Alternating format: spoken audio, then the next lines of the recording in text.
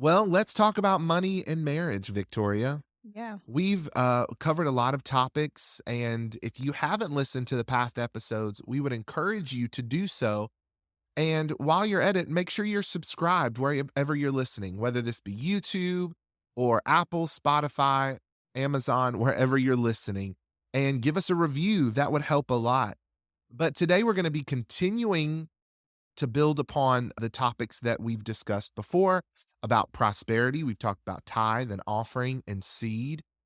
And today we want to kind of give you an inside look as to what the Lord has really shown us about the future of the church and how an economy works on a global scale, but also where the Lord is taking us in building what I've termed microeconomies. Mhm. Right now, all eyes are on the world as we are in global conflict, wars.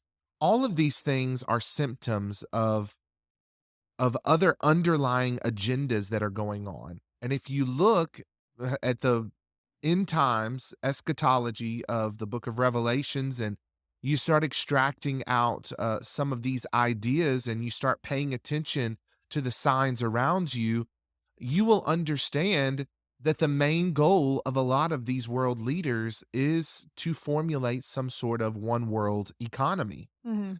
We see this in the transition from, fiat money or physical tangible dollars or dollars that are backed by gold currency into cryptocurrency and digital dollars and that sort of thing. And we have to pay attention to this because the more these world powers become aligned, the closer we are getting to the return of Christ, but also the more intense the persecution is going to come upon the average believer Mhm. to the degree that there may be times when we are locked out of certain economic systems.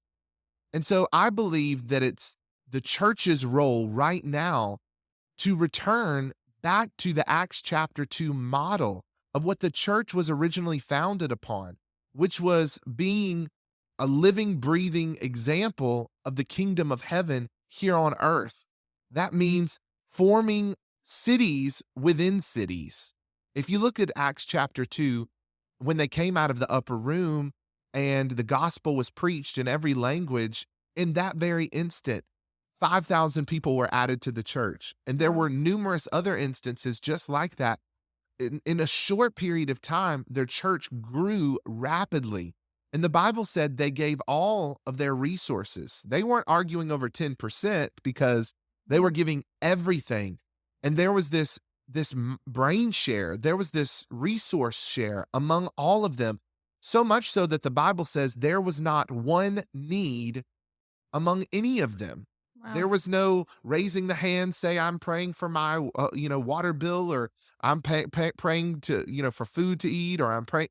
There was none of that because there was just such this collective spirit among the New Testament church. And I believe that God is bringing us back to that place. We're reblazing these ancient trails that have grown over because we have made the church experience into something that it was never intended to be. By and large, many church experiences are performance oriented and Mhm. they cater to evangelism only when the Bible tells us to go into the world and preach the gospel. That's our place of evangelism.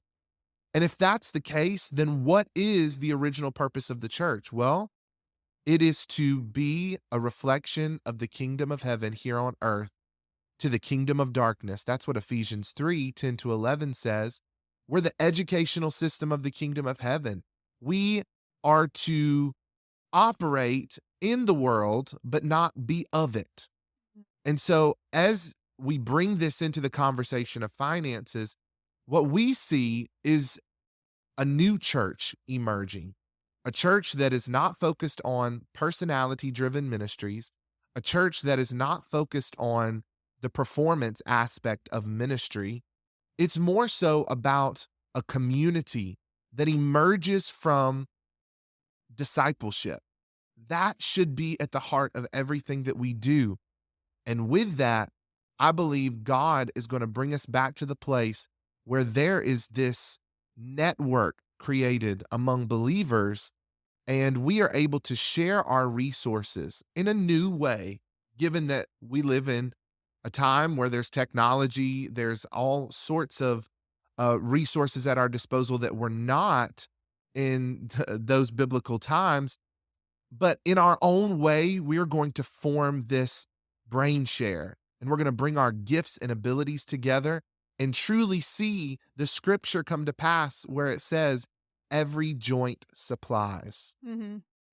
Yeah, it's powerful when we come together and we share our gifts. And I love even now, you can see in the world, God is using like the most uncommon people to bring the gospel. A lot of times we have created these religious structures, the church. And I'm not saying that they haven't been effective in discipling a lot of people, and a lot of people have, not found Christ through that. But I've also been seeing, the scripture talk about that he will pour out his spirit on all flesh. Your Mm, young men and women will prophesy. And you're seeing people go out in the streets and speak and prophesy and people receiving deliverance. I think we had this misconception in our mind that we have to go to church in order for presence of God to show up. But we're mm. really seeing that manifest out in the streets, out on jobs, and people ministering on subways, going to like the most remote places of the world and preaching the gospel. And that's what God was saying at the end times is it what's going to happen. And so we believe that the gifts God has placed on the inside of each one of us, and we have something to bring to the table. And that doesn't mean that, somebody sits at the top and dictates what's going on. Right. I think that there has to be leadership, but I think there has to be a place where everybody's gifts are able to be used, just like when you see the 12 tribes, there's some that Yeah. served in the temple that were specifically dedicated for the service of the Lord. There's some that were really good at financing and was it Issachar? They were educators. The Yeah. educators. And so they're Zebulon was yeah, entrepreneurs. they Such a good all had example. such different distinct roles, but they all were brothers. They were all under, one father, one roof, so to speak, and they all kind of worked collectively. So that's what we believe is that, every individual should be empowered to express their gift, not for themselves, but to express their gift to witness to other people and bring people inside to be educated so that they can too be disciples of Jesus Christ, but also go out into the world and start preaching about the kingdom as well. Mm. So I think it's very important for us to focus on that versus let's just, you know, be in these performance venues and show up once a week and then we're busy grinding and focusing on this prosperity that the world offers, Right, we're chasing in the the Babylonian system yeah. every other day of the week, and then we show up to this building 1 day a week, and we expect there to be some miraculous, connection, to the people that we say we're a part of a family with. But we've got to, turn the leadership structure as we know it on its head for us to truly get back to Acts chapter 2. It's not about these personalities at the top of a pyramid. In many ways, the church can look like a pyramid scheme, right? Yeah. And it's certainly a network, and it's a network of people who share the same values and messages. So we are like that, those multi-level marketing deals in certain ways, but the Bible says that the apostles and the prophets are the foundation of the church. That fivefold ministry is laying their lives down as the brick and the mortar at the Mhm. foundation of the church, with people layered on top, all of these gifts being pushed upwards. We are to be the ones who are providing sturdy shoulders for the next generation to stand upon. And that's what the church really looks like. And I understand the need for social media, and we all have unique personalities, and we are called to reach different people. I'm not also against, the worship that the performance aspect of church in general. I believe that we should have the best of creative arts and all of that. Cinematography, let's even branch out further. I love what some of these film studios, Christian film studios, are doing, But at the end of the day, I think that if church begins and ends with that Sunday morning experience within the four walls of that church, and there isn't any deeper evaluation of the gifts that lay among us, then we are going to lose out in the end times from being able to push back against the kingdom of darkness. The fact of the matter is, when you come to church, there's really a very thin margin of gifts that are utilized. Yeah. Most of the time, we're looking for people to fill these performance based roles. Often, if you're creative, you can run a camera, that sort of thing. Your gift is brought to the forefront. If you can communicate well, your gift is brought to the forefront. But what about all of those that have different gifts? They might not be called to stand in a pulpit with a Mhm. microphone or to do what a worship leader does or what a cameraman does. And certainly all of these roles are necessary, but I think that we're overlooking the gifts that are sitting in our pews that could be utilized in such a profound way to expand our influence across our cities. Who are the lawyers and the teachers, the educators, the health practitioners, those who have all of these specialized gifts that are sitting dormant in our congregation, and the world recognizes them, the world is using them, but we have not tapped into their potential. And so that's why we're having this conversation today. As the world expands and forms a more unified global economy, that is not necessarily going to be for our individual benefit.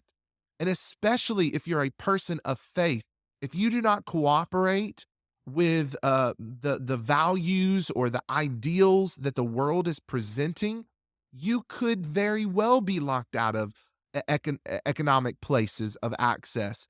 And so we have to, and I believe that this is going to happen inherently, we have to form micro economies. What does that look like? That means we've got to get to the place where we have unity in the body of Christ, where we have relationship and build networks in our churches to where we know who is laboring among us. And we're able to share our gifts with one another. We're able to circulate the dollar within our community Mhm. many, many times before it exits out. We're able to build, and we're able to grow our own food, and we're able to provide for these everyday necessities without having to reach outside of ourselves. We don't have to go to a foreign country. We don't have to ship it in from China. We don't have to wait around on somebody to stock it on the shelves of our grocery store. We look inward instead of reaching outward. And that's really what the core of our message is today, is that if you want to tap into your greatest economic potential, you have to start looking inward and not outward. Mhm. Most people are in this rat race in pursuing prosperity as it is dictated by the world. And most of the time, they're competing based on faulty standards, and we end up producing carbon copies of one another. And, everybody sees something that works, and we all chase after that instead of being authentically and uniquely who God created us to be and allowing those gifts to spring forth. That's what's going to bring the most economic breakthrough in your life, is when you stop reaching outward, stop comparing yourself with others, and discover what part it is you play in the unfolding of God's plan for humanity, what part of the body that you are. That's when you're going to tap into the greatest levels of economic breakthrough. Does that make Yeah, sense? that's so good. A few weeks ago we talked about purpose and how your purpose attracts the resources that you need to fulfill that purpose. God gives you everything that you need to fulfill your purpose, and you have to tap into, like Ryan said, being authentically you. And what does that mean? Meaning that you are before God, and God gives you the strategies of the people that I'm going to reach. The problem that I'm going to solve, Yes. and where I'm going to do it. Where does God want me to plant the people that He wants me to be connected with? And ultimately, the goal is to pass the baton. That's what God calls us to do. Is the Great Commission is to make disciples of all men. We can't do it if we're constantly looking at the world and chasing the finish line, which constantly changes. And it's frustrating for yourself. You know that every time that you see, you're like, oh, I feel like I've accomplished this by this age, but now it's a new trend. I got to do something. And then Right. you constantly are chasing that versus there's fulfillment in your heart because you're actually doing what God told you to do and there's fulfillment there. And so I think it's powerful what we're talking about in regards to making sure that you are in the will of God. You're submitted to the purpose and the will of God, and those resources will come and attract. And like Ryan said, oftentimes we're looking to attain what's external when really it's inside. If you sit down and if you write down, like, what is the network of people around me? What are some of the things that I have right now? What are some of the things that I can cut back?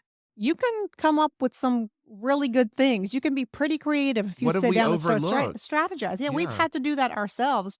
And one of the things that I really love about, our marriage is that we've planned every single year around our anniversary, and we've been strategizing these past few days, and we've been writing what God has really been giving us, this big vision, and how we can, like, take it with bite-sized pieces, and that requires you to sit down and chisel out your schedule and say, "What are some of the things that we've been doing that has been taking away from this time so Mm. that we're more effective?" What else can we do? Who else can we reach out to? Who else can we connect to?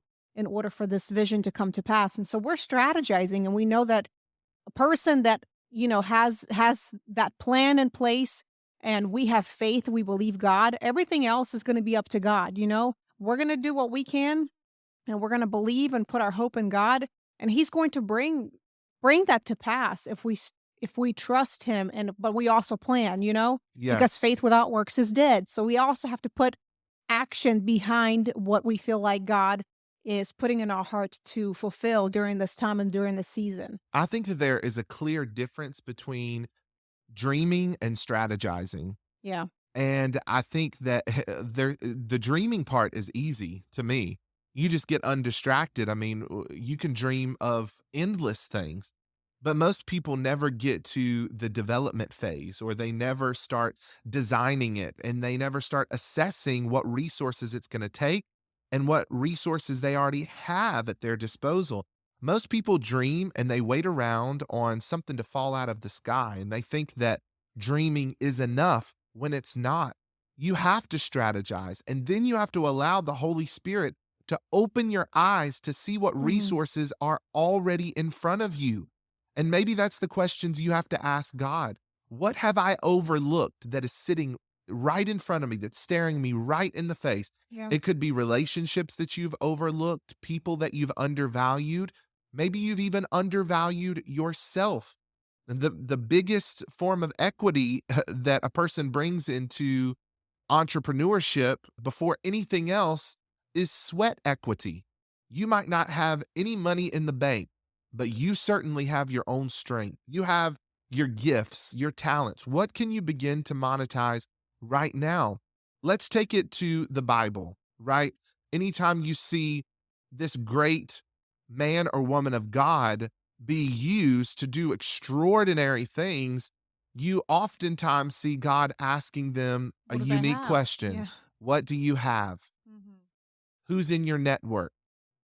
And for those like Moses or David, he asked the question, what's in your hand? Again, this is going back to learning how to reach inward and not externally. If Mhm. you look at the example of Moses, right? He God brought him out of Egypt. He is in the wilderness. He's, with this tribe that he's found, and Jethro, and he saw his wife Zephora, and now he's off and he's in a cave, and he has this experience from God, and God shows him the plight of the people in Egypt, the Israelites who are being gravely abused. They're enslaved, and God's wanting to set them free, and he's looking to Moses and says, I'm going to use you. And Moses is looking at himself and says, who, me? A man with a stutter? A man who fled because, I had murdered a man? A flawed individual? You want to use me? I'm out here in the wilderness. What do I have to bring to the table? And God Mhm. says, what do you have in your hand? He Mhm. says, it's a staff. He says, throw it down. The staff becomes a serpent. And how many times was a simple stick used to bring about a miraculous outcome? whether it be to reveal the power of God to Pharaoh, or whether it was to part the Red Sea, or to strike a rock and see water come forth, whether it was to lead a nation through the wilderness and towards the promised land. This seemingly insignificant object God used in supernatural ways. The same thing is true about David, right? I love the story of David because he practiced with a sling and a stone, while he was shepherding the sheep. But he went and saw his brothers and took food to them, and he saw this giant, Goliath, blaspheming the name of God, and he was like, "Who is this? I'm gonna go fight him." And he was little, he was young, Yeah. and he was like, "How are you gonna go and fight him?" So they tried even to put armor on him, which I love that part that God, included that in the Bible about somebody trying to put armor on you when Yeah, they Saul see. said, "Hey, if you wanna do it, here's my armor." Yeah, and the thing is that you won't be able to wear somebody else's equipment because that whatever they used for their life and for their purpose, it may have worked for them, and they may not understand why you're using whatever you're using. Unconventional It's tools. unconventional tools because, like, who goes into the warfare with a sling and a stone? I remember we had this story and we were driving in the car and we talked about, what did you guys learn in Sunday school? And they talked about how, David killed Goliath with a stone. And Mila goes, I don't know how he did that. And I was like, it's baffling. It was only God that he put so much power against it. Or maybe David had so much practice. And of course, God was behind it. And I think it was a completely. combination of the both. It was Yeah. God's power met David's practice. Yeah, and it's so incredible that he didn't have to have, the armor that a typical soldier would wear. God gave him specific tools to use because that was his purpose. That was something that God called him to fulfill. And it's going to baffle people that are around you. Why would you do it that way? Why would you use that?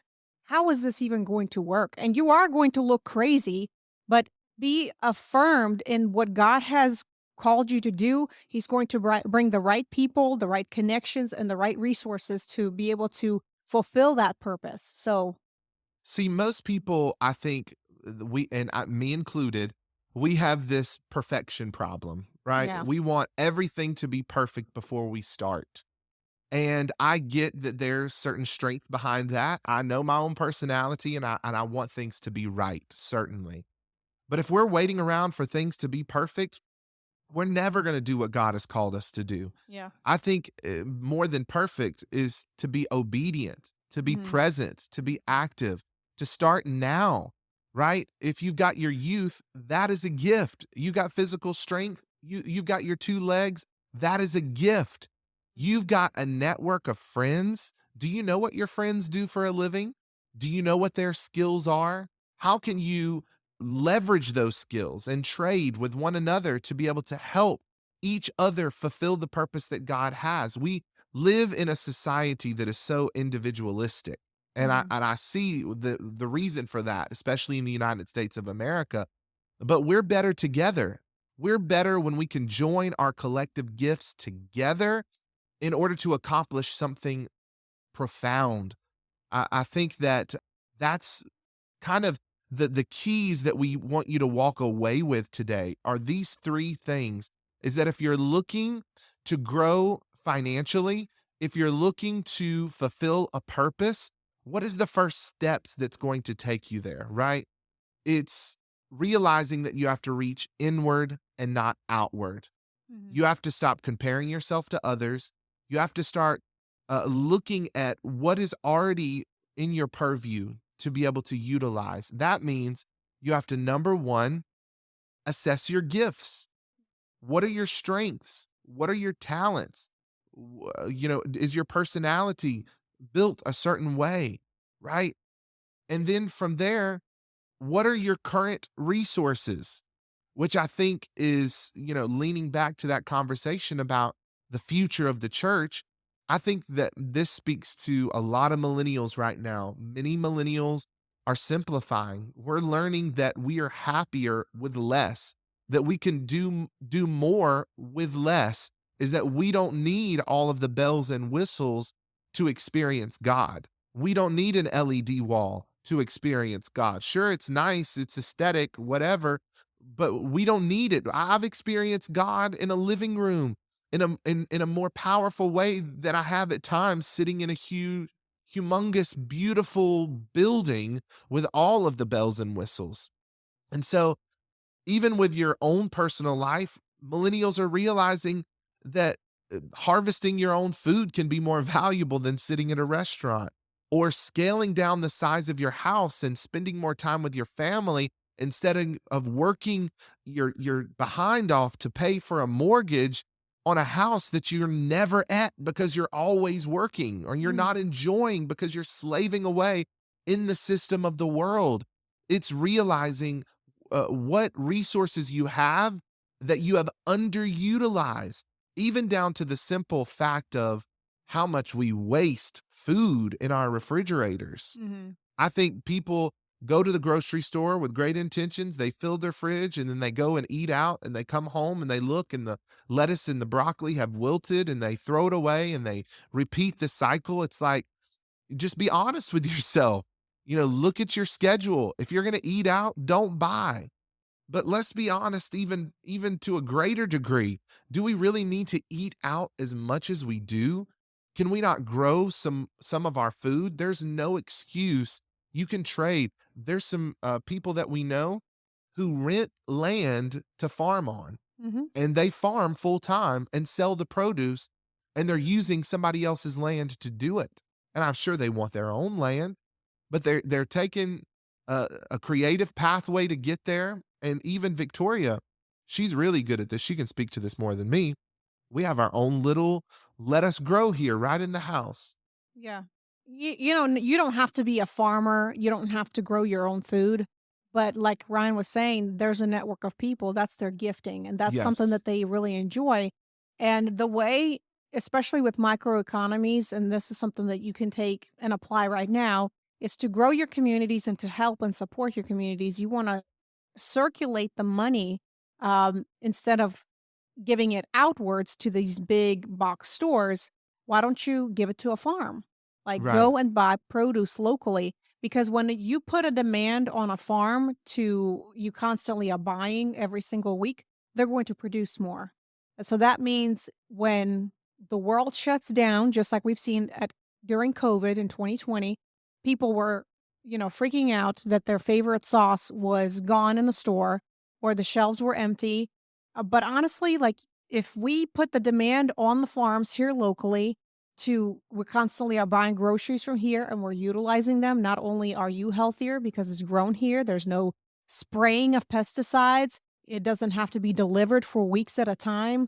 It doesn't sit on your table for 3 weeks and not rot because let's face it, this is food. If you don't use it, it's supposed to mold.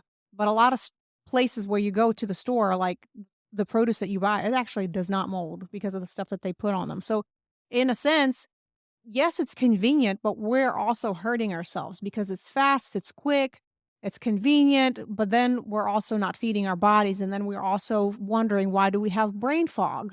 Why do our kids behave the way they do? Because of the foods that we eat. I mean, you are what you eat, essentially. It's highly So, processed. yeah, although we in some sense progressed and there's so many advances out here, medically and food wise, all these things that we are extending our research on and acquiring. At the same time, we have more people that are depressed, suicidal, unhealthy, and so I think it's so important for us to like get back to the roots of actually growing our own food, cooking our own food, enjoying cooking together, Eating eating at the seasonally. table. Yeah, eating seasonally. We're not used to like, oh, we need to buy, a watermelon in the middle of winter, and it's like they don't grow in the winter. They grow in the summer. So just even learning those things, God created a seed to multiply. All of the seed that, you plant into the ground, and that's why I'm so fascinated with farming, is when you plant one little tiny seed, let's say of tomatoes or of, dill, like, at the end of the season, a lot of these plants, they'll blossom like these flowers, and there'll be thousands of seeds just in that one plant that Mhm. you've planted. So there's multiplication in that, and I've been able to share. My mom has fruit trees and all these things that she grows in her house, and it's like every single year those fruits, they multiply because she cultivates them, she cuts them, cuts the bushes, and they continue to produce more and more and more.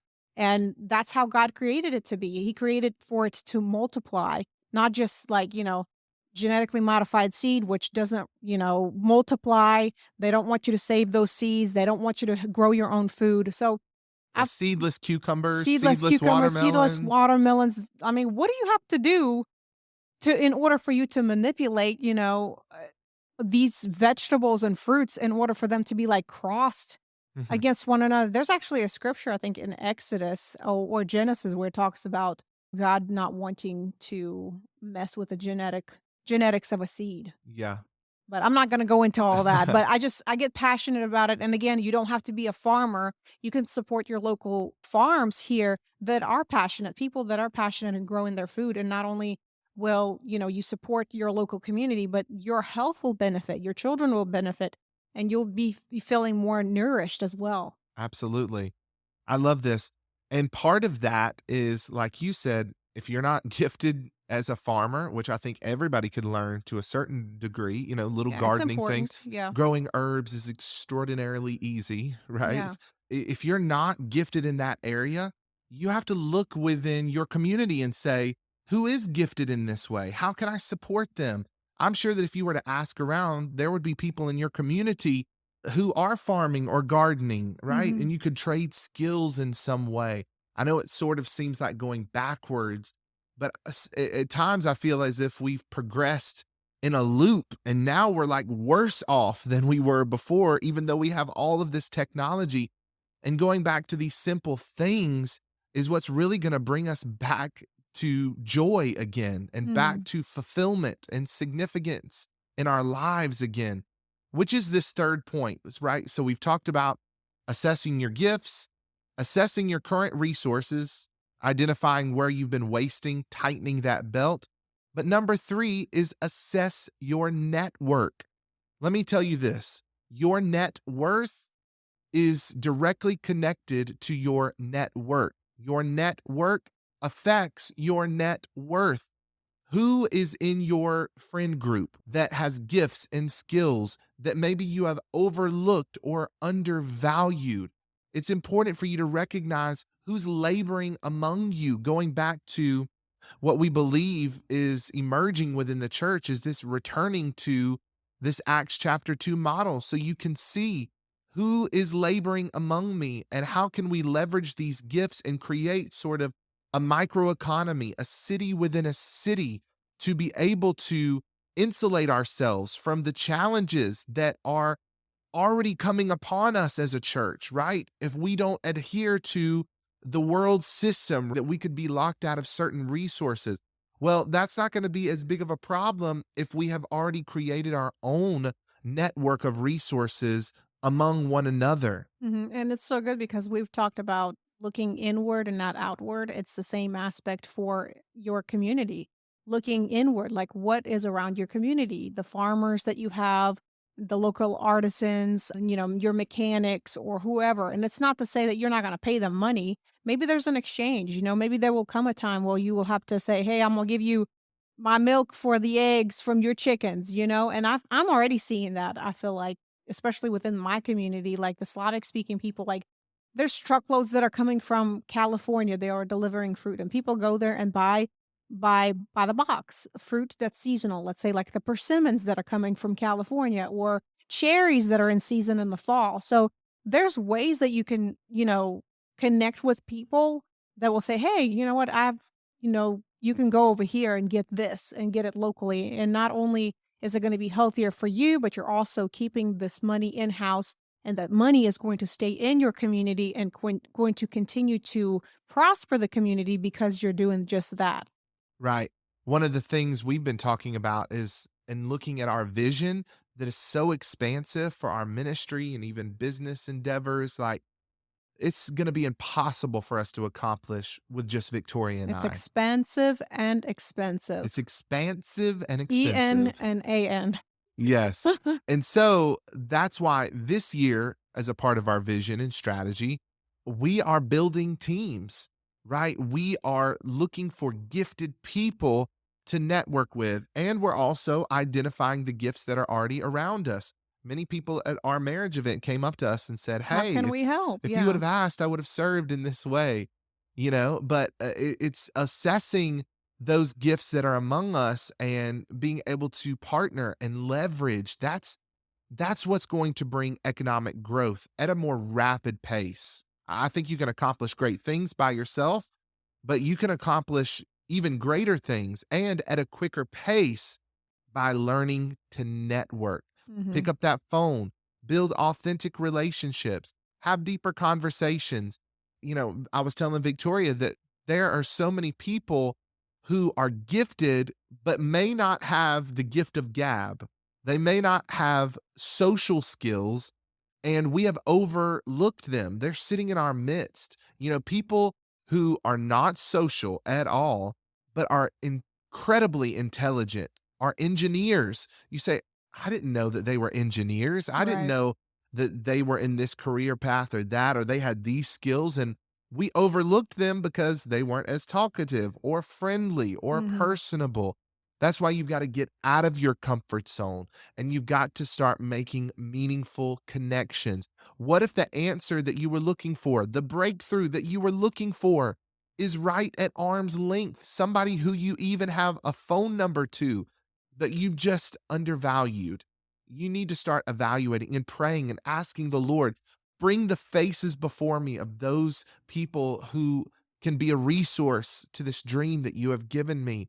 Or who can I be a resource to? I mean, look at Jesus. He connected with 12. There's masses Yes. that followed him, but 12 disciples that had all of these vast gifts. Some Yes. had stronger personalities than others, but for some reason, Jesus was attracted specifically to that group of people. And you don't need that many people. You just need your 12. You know how they say, your 12 that will also disciple the 12, and it will grow from there. And it was sort of that idea of the church in Acts chapter 2 before it even existed. It's like within those 12, you had someone who was good with money, you had a fisherman, you had a builder, a tax collector, a doctor.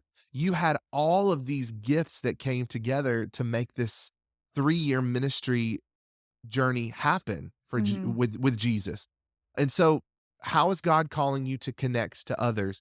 Well, I want to take the opportunity right now to ask you, does this vision that we've presented to you over and over again inspire you in some way? Would you like to connect and serve in some capacity? We need a lot of help when we're talking about building, developing land. If you have skills in agriculture, if you have construction skills, if you're creative, if you're good with social media, you're editor, you're however you want to connect with us, text us at 864 or DM us, reach out to us. We are accessible. We would love to connect with you so you can serve, you can be a part of this vision that God has given us. So don't be shy, reach out. We're connecting with people already in our network, but you can join our network. And in the process, I think being alongside of what we're doing is going to be an immense blessing to you as well. Your Hmm. marriage is going to be strengthened, your walk with God is going to be strengthened. So oftentimes we think that it requires money to have access, but it's just having the heart of a servant. Yeah, for I have sure. been privileged to be inside of rooms that I could have never paid to be a part of, sitting in rooms with influencers. I've been in rooms with diplomats and kings and queens and people who are, I've talked with billionaires. I've sat, with people who had more money and thought of money in realms that, in ways that people don't think about when you get to that level of access when it comes to resources. And other people would have spent six figures to sit in those rooms. And the reason why I had access to those rooms was because I was serving, because Mhm. I was utilizing my gifts. You never know what kind of rooms your gift will bring you into. And you may not have the money in the bank to give you access, but you certainly have you have it within you to be able to serve. That's right. Yeah, so this has been a really deep conversation. Hopefully, you took a lot of notes or tips, mental notes maybe. And once you log off, have a good conversation with your spouse on how you can move forward and build a network of people and And connect with ask people yourself locally. those 3 questions. Yeah, What are your gifts? What are your current resources? And are you networked? yeah, for sure.